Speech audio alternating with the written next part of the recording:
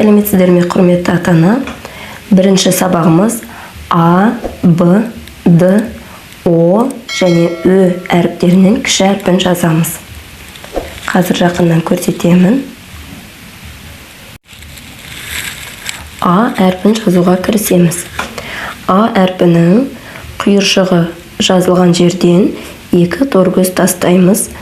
Үшінші торкөздің жоғарғы жағынан бастаймыз.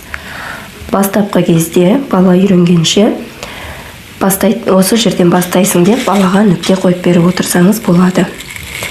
Жоғарыдан С әрпі сияқты имек жоғары көтереміз.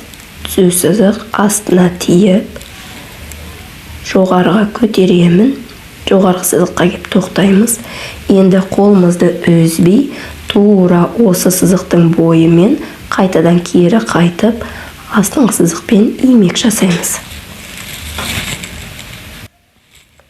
Тағы бір рет көрсетемін.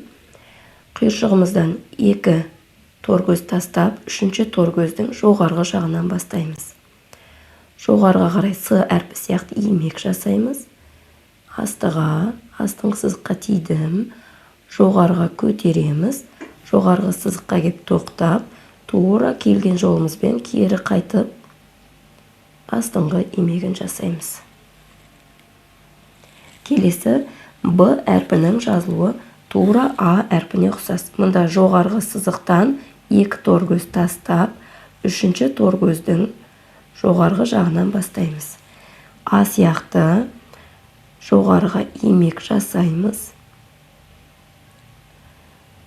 Қиғаш жолдың бойымен көтереміз. Келесі торкөзге дейін басын тірейміз.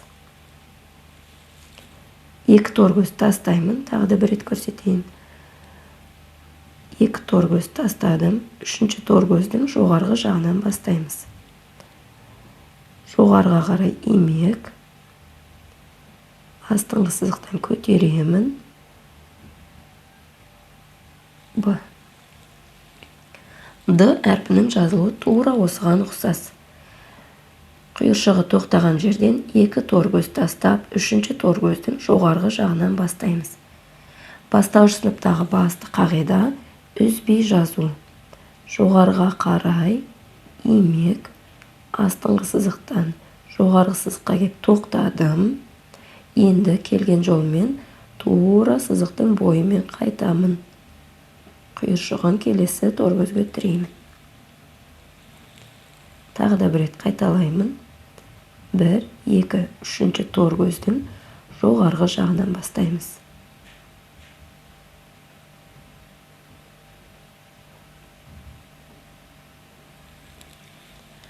О әрпін